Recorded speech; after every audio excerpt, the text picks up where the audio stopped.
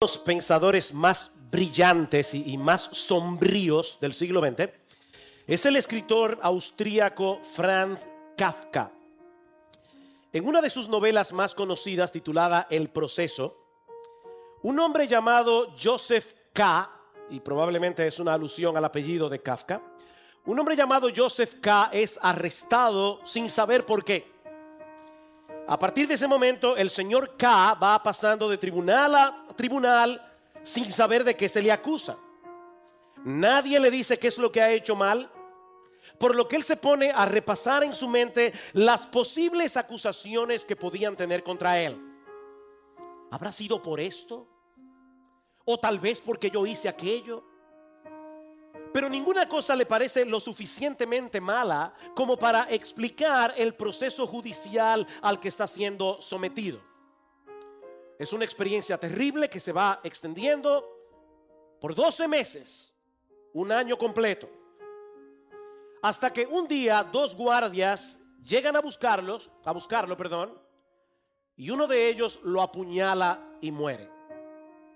Así que la novela termina y ni el señor K ni nosotros sabemos de qué se le acusaba. Esta novela ha sido analizada desde diferentes perspectivas desde que fue publicada por primera vez en alemán en el año 1925. ¿Cuál era la intención del autor detrás de la historia del señor K? Bueno, hay algo que Kafka escribió en uno de sus diarios y que muchos han visto como el tema de la novela. Escuchen esta frase. Decía Kafka: independientemente del sentimiento de culpa, el estado en el que nos encontramos es pecaminoso. ¿Escucharon eso? Sea que tú tengas o no sentido de culpa, dice Kafka, la realidad es que nosotros estamos de alguna forma en un estado pecaminoso. En otras palabras, vivimos en un mundo en el que muchas personas dicen no creer en el pecado. Vivimos en un mundo en el que muchas personas niegan la realidad del juicio final al que todos compareceremos según las Escrituras en el tribunal de Dios. Pero aún así tenemos la sensación de que estamos sucios. Aún así tenemos la sensación de que hay algo que no anda bien en nosotros. Podemos tratar de esconder ese sentimiento de muchas maneras, pero eso es algo que está allí todo el tiempo. Porque el Dios que nos creó puso una conciencia en nuestro interior, una conciencia que pasa juicio sobre todas nuestras acciones, sobre todo lo que hacemos. Y lo malo de la conciencia es que su vocabulario es muy limitado. Solo sabe decir bien o mal, correcto o incorrecto. Es como una alarma en el corazón que difícilmente puede ser acallada. Todos tenemos que lidiar con la culpa, pero no todos lo hacen de la misma manera.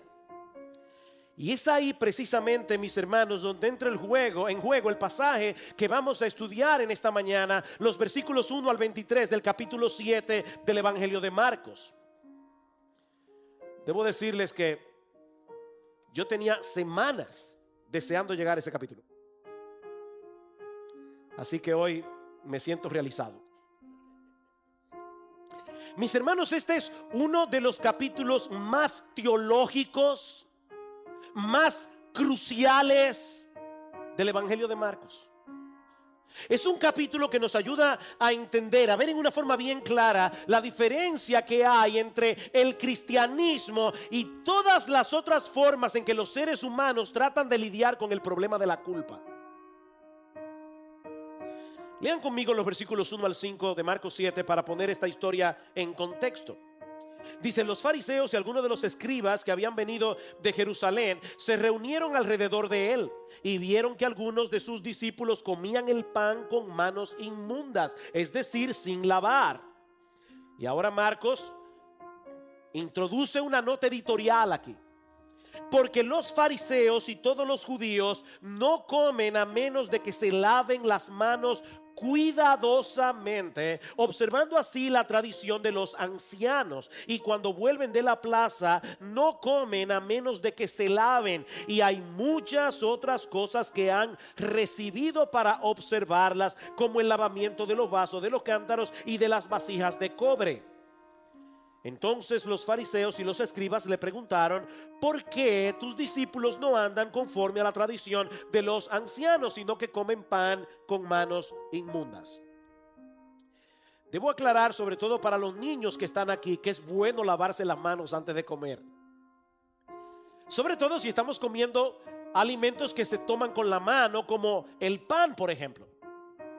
Pero la preocupación de los fariseos en este pasaje no era higiénica.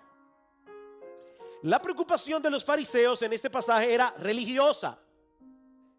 Marcos dice en el versículo 3 que todos los judíos se lavaban las manos cuidadosamente antes de comer, y él añade: observando así la tradición de los ancianos.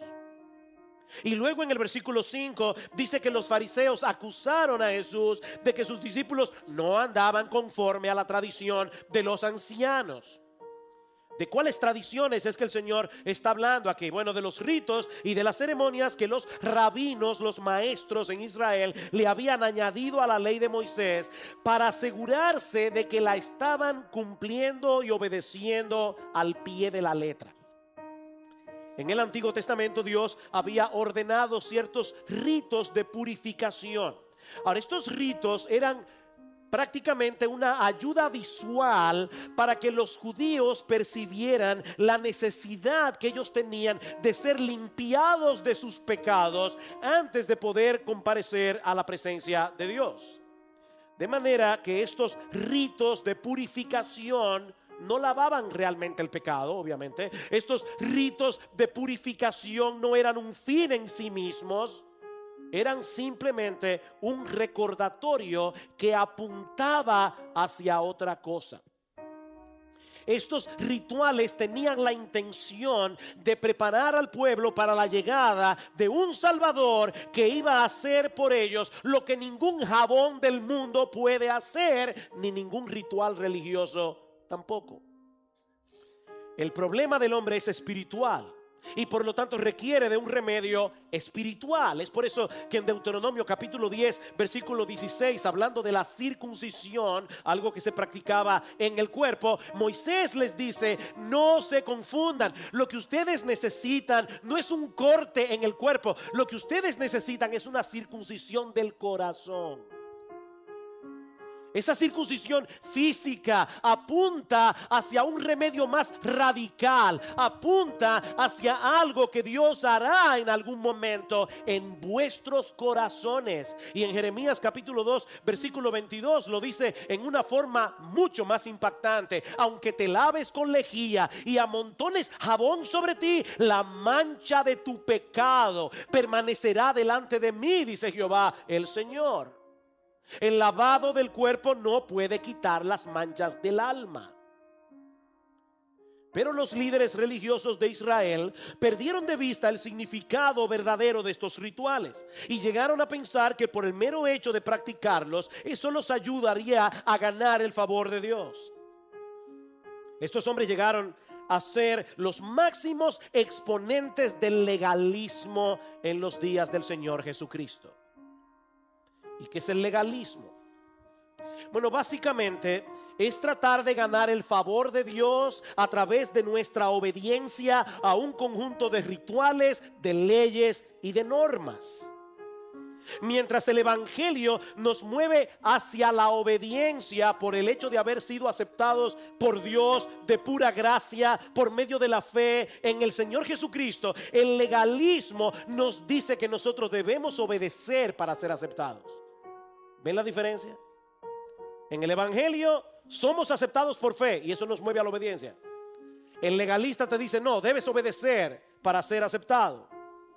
Y por supuesto, cuando uno piensa que puede ganarse el favor de Dios a través de la obediencia, muy probablemente hay dos cosas que van a suceder. La primera es que le vamos a añadir nuevas leyes a la ley de Dios, porque queremos estar seguros de que estamos haciendo las cosas exactamente como debemos hacerlas. En otras palabras, estamos ponchando los botones correctos para que salga el resultado correcto. Eso era lo que habían hecho los escribas y los fariseos. Ellos reinterpretaban y reinterpretaban los mandamientos de Dios y finalmente colocaban sus propias aplicaciones e interpretaciones de la ley al mismo nivel de la ley. ¿Oyeron eso? Ellos elevaban sus propias interpretaciones y aplicaciones de la ley al mismo nivel de la ley, y de ese modo llegaron a desarrollar una superestructura de regulaciones que vino a ser sumamente opresiva para el pueblo de Israel. Y mis hermanos, no piensen ni por un momento que nosotros no podemos caer en esa misma trampa en el día de hoy. Por ejemplo, yo creo que la Biblia enseña que nosotros debemos apartar este día para darle descanso a nuestros cuerpos y para tener comunión con el Señor, como no podemos hacerlo en el resto de la semana por las ocupaciones que tenemos. Ahora, lo que eso significa en la práctica, eso puede variar de un creyente a otro. Tal vez alguien decida tomar una buena siesta después de comida para poder descansar, mientras que a otro le conviene irse a caminar a un rato para poder oxigenar el cerebro y estar bien despierto en el culto de la tarde. Y todavía existe la posibilidad de que algún creyente prefiera no dormir siesta ni irse a caminar, sino quedarse en su casa leyendo la Biblia o leyendo un libro que le sea de edificación. Ahora, imagínense qué sucedería si cada uno de ellos, sobre todo el tercero, el que decide no dormir siesta ni salir a caminar, convierte su práctica en una regla universal que todo creyente debe seguir, si de veras quiere hacer un buen uso del día del Señor. Bueno, eso fue precisamente lo que hicieron los líderes religiosos de Israel, y terminaron destruyendo el propósito por el cual Dios instituyó este día. Porque en vez de ser un tiempo deleitoso en la presencia del Señor, los fariseos lo convirtieron en una carga muy difícil de sobrellevar. Así que lo primero que va a suceder es que vamos a añadir nuevas leyes y regulaciones cuando somos legalistas, cuando creemos que vamos a ganar el favor de Dios a través de nuestra obediencia. Lo segundo es que tarde o temprano nuestras reglas y regulaciones van a llegar a ser más importantes que los mandamientos de Dios. Lo segundo que va a suceder es que esas reglas y regulaciones humanas van a llegar a ser más importantes que los mandamientos de Dios revelados en su palabra. Esa es básicamente la acusación que el Señor le hace a los fariseos aquí. Los legalistas anulan la palabra de Dios para seguir sus tradiciones. Vean el versículo 6. Y Él les dijo: bien profetizó Isaías de vosotros, hipócritas, como está escrito: este pueblo con los labios me honra, pero su corazón está muy lejos de mí. Mas en vano me rinden culto, enseñando como doctrinas preceptos de hombres. Dejando el mandamiento de Dios, os aferráis a la tradición de los hombres. Mis hermanos, ¿quién es el único que sabe cuál es la forma correcta de adorar a Dios? Obviamente Dios. De manera que cuando ponemos a un lado su palabra para seguir tradiciones humanas, lo estamos adorando en vano, porque no lo estamos haciendo de corazón. ¿Y qué conexión hay entre una cosa y la otra? ¿Qué conexión hay entre las tradiciones humanas y el corazón? ¿Por qué adorar a Dios según las tradiciones humanas nos hace ser hipócritas? Es una hipocresía, dice el Señor, porque ellos profesaban ser seguidores de Dios, pero en realidad eran seguidores de los hombres. ¿Ven el problema? Ellos decían ser seguidores de Dios, pero la revelación de Dios está en su palabra. Ellos eran seguidores de los hombres. Ellos cumplían fielmente con la tradición de los ancianos. Pero ¿qué de la devoción del corazón? Miren, mis hermanos, es más fácil lavarse bien las manos antes de comer que adorar a Dios con un corazón que en verdad se deleita en Él y que no descansa ni se deleita en nada más. Es mucho más fácil lavarse las manos. Estos hombres estaban más preocupados por sus rituales externos que por la realidad de un corazón que anhela estar más cerca de Dios. De nuevo, permítanme ponerles otro ejemplo práctico, porque yo tengo el temor de que algunos vean ese pasaje y digan, bueno, ya nosotros no tenemos problema con eso. Esos rituales se acabaron. No, la razón por la que el Espíritu Santo inspiró a Marcos a escribir un capítulo tan extenso acerca de ese tema es porque tú y yo tenemos que luchar con el legalismo todo el tiempo. Déjenme ponerles un ejemplo.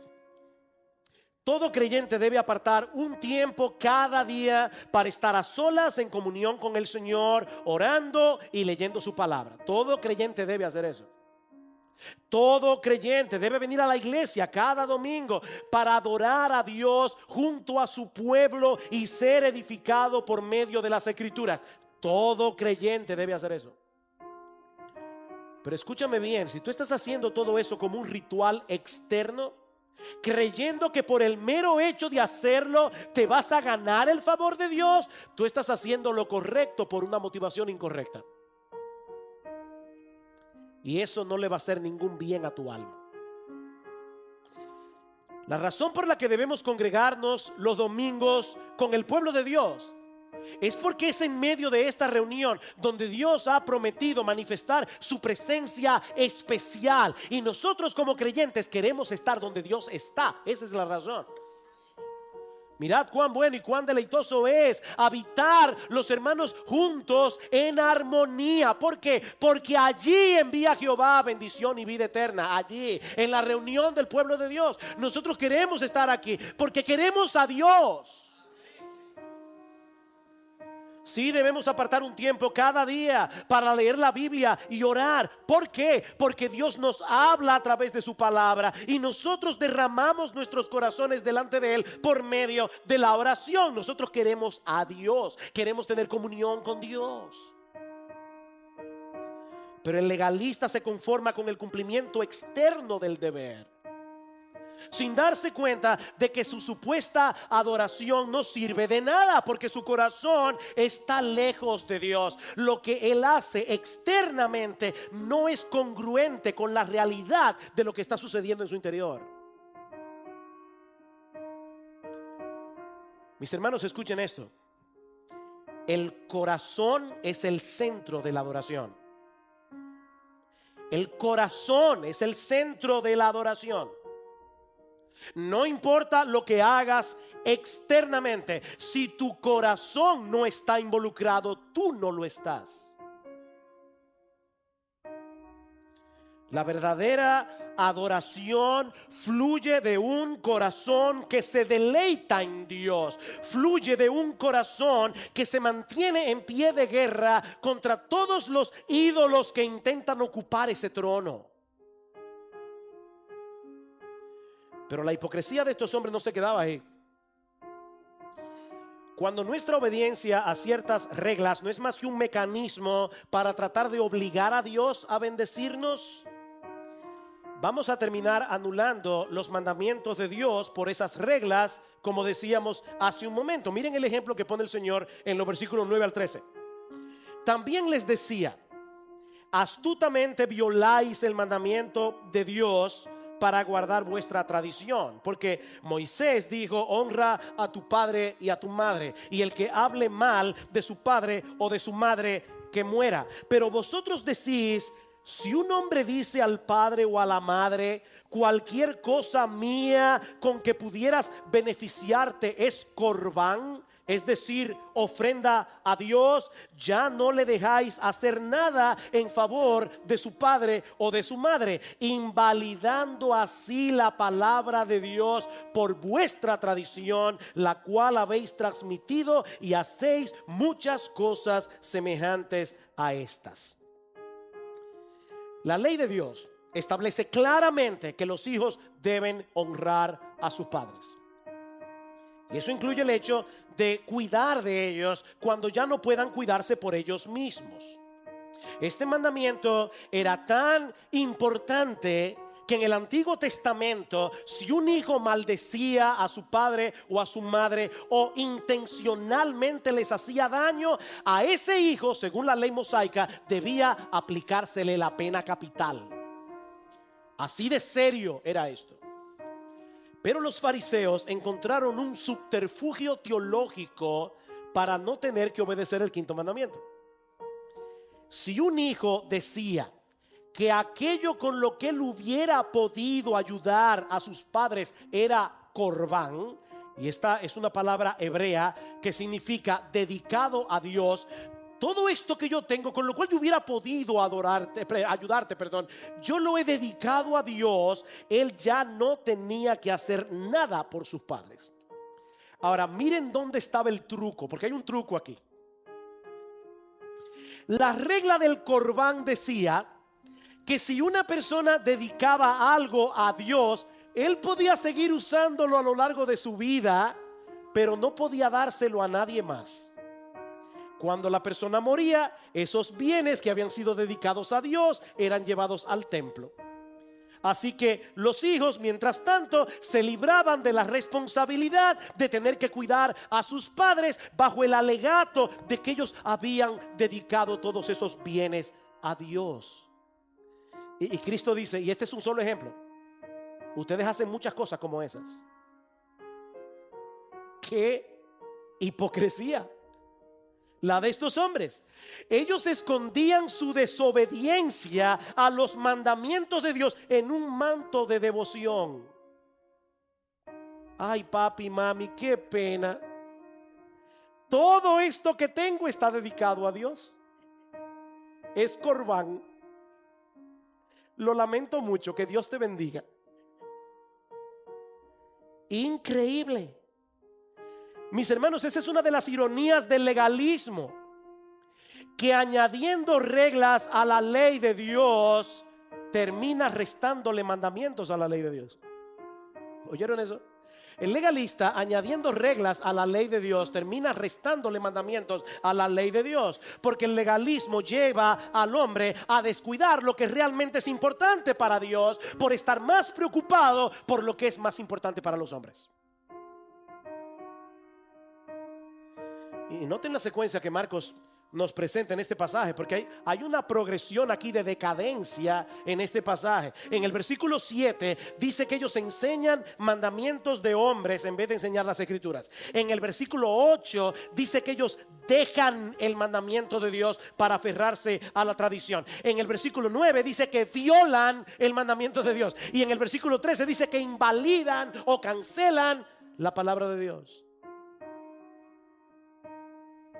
Mis hermanos, el legalismo es algo serio, porque es imposible aferrarse a las escrituras teniendo al mismo tiempo un corazón legalista. Esas dos cosas se oponen entre sí. Yo no sé cuántas veces yo me he topado con este caso en los casi 39 años que tengo siendo creyente. Le compartimos el evangelio a una persona incrédula, pero esa persona no está dispuesta siquiera a escuchar, simplemente porque el evangelio de la gracia es contrario a lo que les enseñaron sus padres o sus abuelos. ¿Han tenido esa experiencia? Que la tradición de los padres y de los abuelos pesa más que la palabra de Dios. Y lo mismo puede ocurrir adentro de la iglesia. Lo mismo. Hay personas que profesan la fe, pero tienen nociones distorsionadas del evangelio. Y cuando uno trata de corregirlos, mostrándoles las escrituras, ellos cierran por completo sus oídos, porque sus tradiciones son más importantes que la palabra de Dios. Mis hermanos, nadie, absolutamente nadie, puede honrar verdaderamente a Dios sin honrar las escrituras. Nadie. Dice en Isaías capítulo 66, versículo 2, que Dios pone sus ojos sobre quiénes. Sobre quiénes Dios está atento y pone sus ojos. Sobre aquellos que son humildes de espíritu y que tiemblan ante su palabra. Humildes de espíritu y tiemblan ante su palabra. Es con ellos y solo con ellos que Dios tiene una relación de intimidad. Así que, hermanos, el legalismo es un cáncer. El legalismo es un enemigo. El legalismo es un monstruo contra el cual tenemos que luchar. Porque los legalistas terminan anulando la palabra de Dios por seguir tradiciones humanas. Pero hay algo más que este texto nos enseña. Y es que los legalistas también tienen el problema de que tratan de una forma completamente inadecuada el verdadero problema del corazón humano. Los legalistas tratan de una forma completamente inadecuada el verdadero problema del corazón humano. Vean una vez más, versículo 14. Marcos capítulo 7. Y llamando de nuevo a la multitud, les decía: escuchadme todos y entended. No hay nada fuera del hombre que al entrar en él pueda contaminarlo, sino que lo que sale de adentro del hombre es lo que contamina al hombre. Si alguno tiene oídos para oír, que oiga. Y cuando dejó a la multitud y entró en la casa, sus discípulos le preguntaron acerca de la parábola. Y él les dijo: ¿también vosotros sois tan faltos de entendimiento? ¿No comprendéis que todo lo que de fuera entra al hombre no le puede contaminar? Porque no entra en su corazón, sino en el estómago, y se elimina, declarando así limpios todos los alimentos.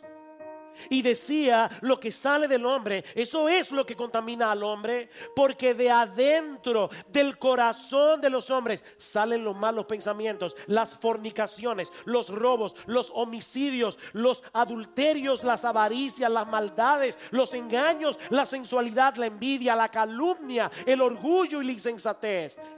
Todas estas maldades de adentro salen y contaminan al hombre. Miren, mis hermanos, este es uno de los pasajes más neurálgicos del Evangelio de Marcos. Lo que el Señor está diciendo aquí no solamente es importante para entender, como decíamos al principio, la gran diferencia que hay entre el cristianismo y cualquier otra religión. Esto también es importante para entender por qué el mundo está como está. ¿Por qué el mundo está como está? La mayoría de las personas se da cuenta de que algo anda mal en nuestra sociedad, pero muchos le atribuyen el problema a las estructuras sociales o a la falta de educación. Necesitamos urgentemente un cambio de sistema para que el mundo funcione como debe funcionar. No, dice el Señor, no. Eso no sirve. Porque el problema no está en el sistema. El problema está en el corazón humano.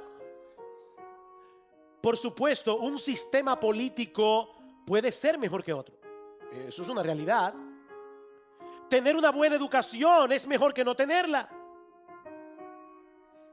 Pero todos nosotros tenemos un problema interno que ningún sistema político, ni la mejor educación del mundo, ni ninguna práctica religiosa puede resolver.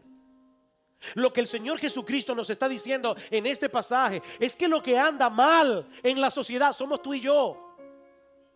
Lo que Él está diciendo aquí, mis amados hermanos y amigos que están aquí en esta mañana, es que nosotros somos el problema. Vean el versículo 15. No hay nada fuera del hombre que al entrar en él pueda contaminarlo, sino que lo que sale de adentro del hombre es lo que contamina al hombre. ¿Escuchaste eso? Lo que te contamina, lo que te hace daño, no es primariamente algo que está externo a ti, es algo que está dentro de ti.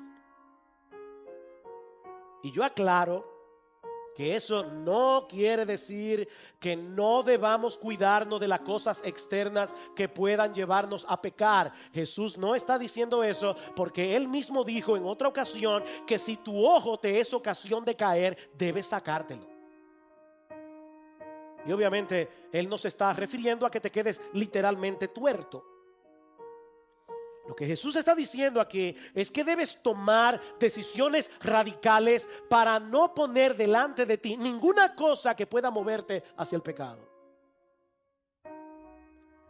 Pero la razón por la que las cosas externas tienen esa influencia sobre ti y sobre mí es porque la corrupción ya está en nuestro corazón. Eso es lo que dice los versículos 20 en adelante. Lo que sale del hombre, eso es lo que contamina al hombre, porque es de adentro del corazón de los hombres que salen los malos pensamientos, las fornicaciones, etcétera. Etcétera. Mira, escúchame bien. Tu problema no es ese jefe que te hace la vida tan difícil. Tu problema no es ese conductor que maneja en vía contraria y por momentos te dan deseos de ir manejando una patana para quitarlo de en medio. No, tu problema es que tú tienes un corazón homicida. Y yo también. Ese es nuestro problema.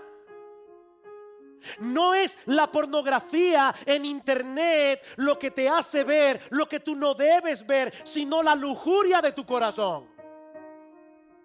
La pornografía te seduce porque ya tú tienes un corazón impregnado de lascivia.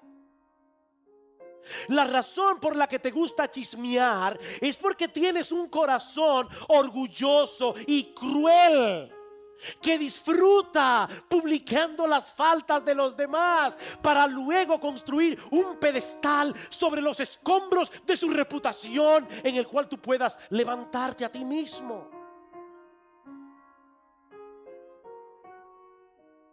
Nuestro corazón es orgulloso, nuestro corazón es insensato, nuestro corazón es egoísta, nuestro corazón es codicioso. Nuestro corazón es envidioso. Y ningún ritual ni ninguna ceremonia religiosa puede resolver ese problema. Más engañoso que todo es el corazón. Jeremías 17:9. Y sin remedio, dice el texto. O como dice otra versión, extremadamente perverso.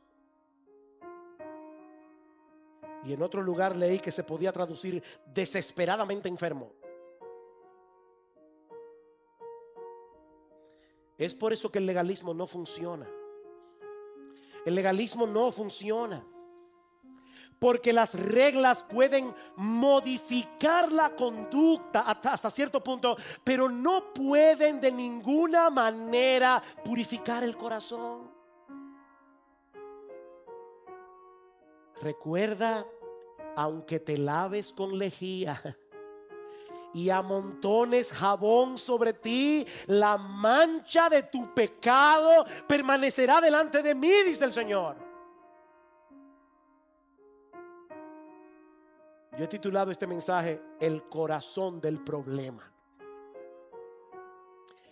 ¿Saben cuál es el corazón del problema? El problema del corazón. El corazón del problema es el problema del corazón. Pero hay algo más en este texto. Y esta es, mis hermanos, la parte central de este mensaje. Lo peor que tiene el legalista es que no descansa por fe en el único que puede resolver el problema del corazón. Nuestro gran Dios y Salvador Jesucristo. Miren una vez más los versículos 18 y 19. Y Él les dijo: ¿también vosotros sois tan faltos de entendimiento? ¿No comprendéis que todo lo que de afuera entra al hombre no le puede contaminar, porque no entra en su corazón sino en el estómago y se elimina? Eso no mancha el alma. La comida no mancha el alma. Te puede dar una indigestión o te puede subir el colesterol, pero no daña el alma. La glotonería sí, pero la comida no. Se elimina, dice el Señor. Pero entonces Marcos añade un comentario editorial entre paréntesis en nuestras versiones, declarando así todos los alimentos. Mis hermanos, ese comentario es importante, muy importante. En el Antiguo Testamento habían leyes dietéticas que regulaban lo que un judío podía comer. En ese sentido, habían alimentos limpios y alimentos que no lo eran. Pero ahora Marcos nos dice que Jesús declaró limpios todos los alimentos. ¿Cómo puede el Señor, que respetaba tanto la ley, ahora parecer que está eliminando mandamientos de la ley? El texto no dice cuándo fue que entró en vigor esta nueva regulación. Simplemente dice que el Señor Jesús hizo algo que hizo limpios todos los alimentos. ¿Cómo fue que Jesús lo hizo? Colosenses capítulo 2, versículo 17 nos da la respuesta. Pablo dice allí que todas esas regulaciones dietéticas no eran más que una sombra que apuntaba hacia Jesús. Como decíamos anteriormente, todas esas leyes del Antiguo Testamento que tenían que ver con la limpieza ceremonial tenían la intención de mostrarle al judío la necesidad que él tenía de purificar su corazón para poder estar en la presencia de Dios. La razón por la que Cristo declaró limpios todos los alimentos es porque todas esas leyes ya cumplieron su cometido.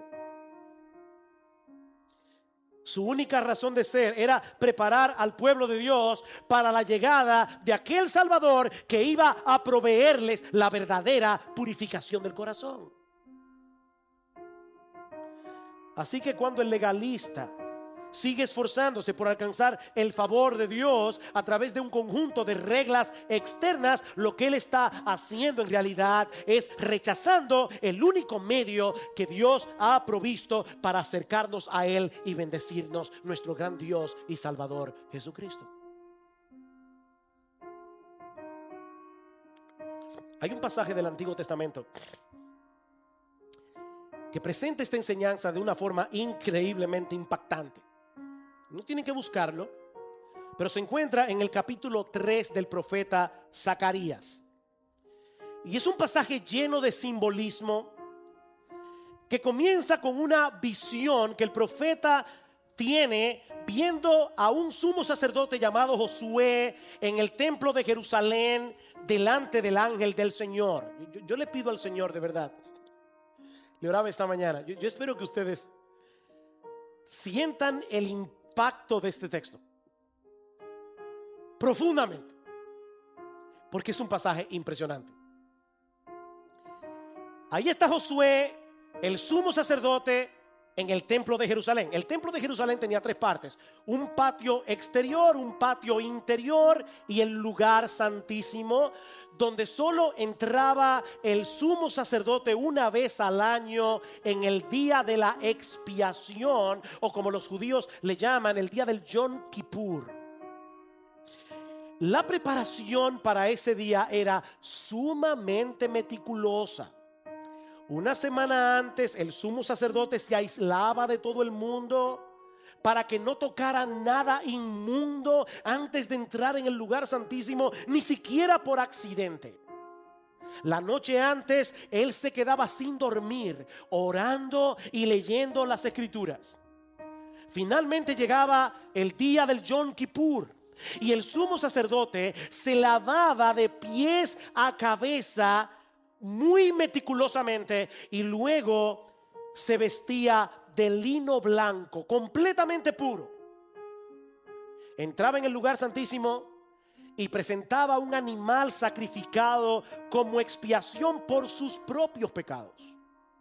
Salía del lugar santísimo, volvía a bañarse otra vez y le ponían otra túnica de lino completamente limpia. Entraba de nuevo al lugar santísimo con un animal sacrificado para expiar los pecados de los sacerdotes. Salía del lugar santísimo otra vez, se bañaba de nuevo, le ponían otra túnica de lino y ahora él presentaba un animal por expiación del pecado de todo el pueblo. Estos datos son importantes para entender lo chocante que tuvo que haber sido la visión que recibió Zacarías. Porque él vio a Josué en el día de la expiación vestido de ropas viles, dice en el versículo 3. Literalmente lo que dice el texto hebreo es que Josué tenía una ropa salpicada de estiércol. Eso es lo que dice el texto. O sea, de pies a cabeza, Josué estaba completamente contaminado. Él no podía entrar en la presencia de Dios con una ropa bañada en estiércol. Un erudito del Antiguo Testamento llamado Ray Dillard, él nos dice que todo eso no era más que una representación de cuál es nuestra verdadera condición delante de Dios.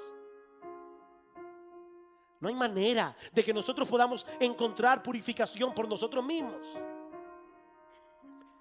Pero ahora escuchen lo más sorprendente de este pasaje. Oh, que el Señor bendiga su palabra.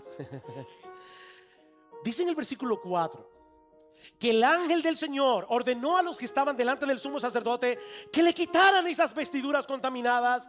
Y entonces le dice a Josué: mira, he quitado tu iniquidad y te vestiré de ropas de gala. Versículo 8 y 9 explica: pues he aquí, yo voy a traer a mi siervo el renuevo y quitaré la iniquidad de esta tierra en un solo día. Wow, y hermanos, traten de ponerse en el lugar de Zacarías escuchando esto. Durante siglos el pueblo de Israel había estado presentando sacrificios de animales cada día de la expiación, porque esos sacrificios nunca podían purificarnos de una vez por todas. Y ahora Dios está diciendo que iba a llegar un día en que ya no sería necesario hacer más sacrificios, porque Él borraría por completo toda iniquidad. ¿Cómo puede ser eso posible? Dice Ray Dillard: siglos más tarde apareció otro Josué.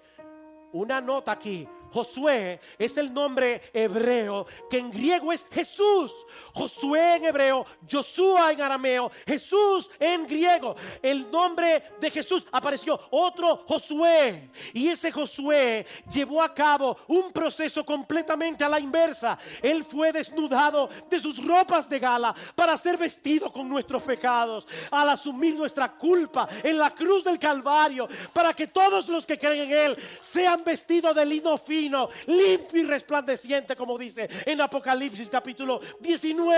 Al que no conoció pecado, por nosotros a Él Dios lo hizo pecado, para que tú y yo podamos ser justicia de Dios en Él.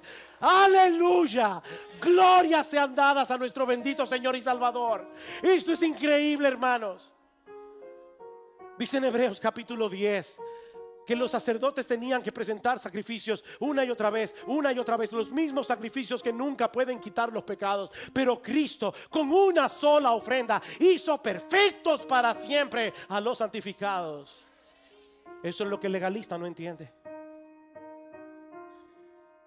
Oh, mis hermanos, es extremadamente importante que nos prediquemos este mensaje del evangelio cada día. Y nos recordemos a nosotros mismos que nuestra aceptación delante de Dios depende enteramente de lo que Él hizo a nuestro favor a través de la vida y la muerte de nuestro Señor Jesucristo. ¿Saben por qué? Porque todos nosotros somos legalistas en recuperación. Somos legalistas en recuperación. Léete Efesios capítulo 6. ¿Qué es la armadura del creyente? ¿Qué es la armadura del creyente? Es el evangelio. Esa es nuestra protección. Mis hermanos, cuando nos convertimos al Señor, se instaló en nuestros corazones el sistema operativo de la gracia. Ahora entendemos que la salvación es un regalo gratuito que Dios nos concede únicamente por causa de Cristo. El problema es que el pecado todavía mora en nosotros como una especie de virus cibernético que intenta corromper el sistema operativo de la gracia para llevarnos de nuevo al sistema operativo de las obras. Y cuando eso ocurre, el monstruo del legalismo vuelve a levantar su horrible cabeza. obstaculizando en nosotros el proceso de santificación por el cual estamos siendo cada vez más transformados a la imagen de nuestro Señor Jesucristo. El legalismo nos vuelve inseguros y sorprendentemente también nos vuelve orgullosos. El legalismo nos hace ser hipercríticos. El legalismo nos lleva a ser arrogantes, mientras tratamos por todos los medios posibles de reafirmar nuestra identidad a través de lo que hacemos o de lo que dejamos de hacer. El legalismo nos aleja de Jesús, porque nos lleva a olvidar lo que Él ya hizo a nuestro favor en la cruz del Calvario. Porque el legalismo nos lleva a olvidar que separados de Él nada podemos hacer. Mantente en guardia, mi hermano, en contra del legalismo, haciendo uso del único armamento con el que nosotros contamos para defendernos de ese mal: el evangelio glorioso de nuestro gran Dios y Salvador Jesucristo. Predícate el evangelio.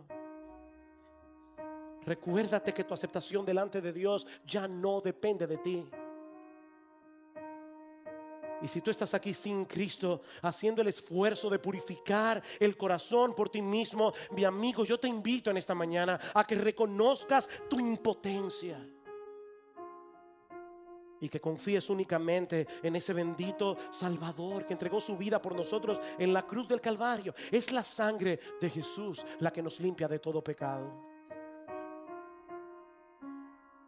Esa mancha del corazón no desaparecerá de allí, no importa lo que hagas, hasta que vengas a Jesús en arrepentimiento y fe.